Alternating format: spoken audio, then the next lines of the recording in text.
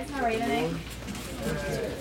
I was asked a few months ago to share my testimony here at Triathlon, and I was kind of like excited but a little bit overwhelmed because God's been doing a lot in my life in the past year, and I just want to share a little bit out with you. So, my name is Kelsey. For those of you that don't know me, this is my second triathlon here, and I've really enjoyed it, being a part of it, and being hanging out with all you guys. It's a lot of fun.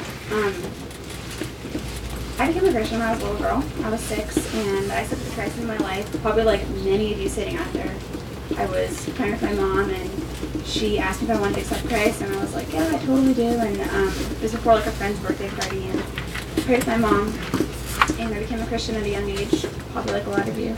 And I was raised in a Christian home since I was little, and always went to church, always went to Awana, just a very like healthy Christian family.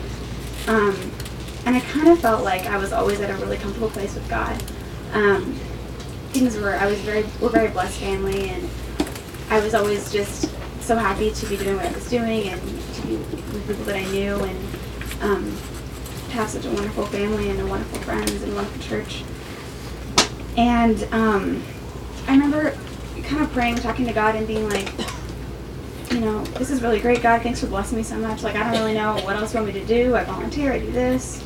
You know, I read your word, read you, and like, it was just a good relationship. I just felt so at peace and blessed by God, and it was just, maybe you may be in that same situation now. Things are just wonderful. You know, maybe you just graduated, maybe you've got an awesome summer in front of you, maybe you're going to college in the fall, and things look pretty peachy, you know?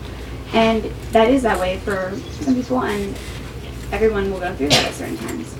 And then there's also the hard times. And I remember going to Mexico, like, not this last spring, but the spring before, as a leader, and I'm hearing some really awesome testimonies from some of you guys, and remembering that I was like, wow, these are really cool stories. And I was like, I'm never going to have a story like that. I'm never going to have something that really changes my life. It's going to just kind of be humdrum and the same little Christian story. But those stories were really neat, and they really changed what I thought about a lot of Christians. Like Ed was saying last night, your life can change drastically in a moment, and that happened to me this last September. As many of you know, I go to Point Loma Nazarene University, and I just transferred there in the fall as a junior. And I was born and raised in Camarillo, so like for me it was kind of a big change to get up and move 3 hours south. It's not that far, but you know, you grow up in one place, you know, very comfortable in the town you live in. So back in August, I got my car with my, you know, dorm stuff, and it was really exciting, and I went down to college with my mom and dad. We moved in, and we had NSO, which is like new student orientation, and I got all settled into school, and things were, you know, the next step in my life was starting. Things were good. I was excited. My little perfect life was just going in order, and I was excited for it.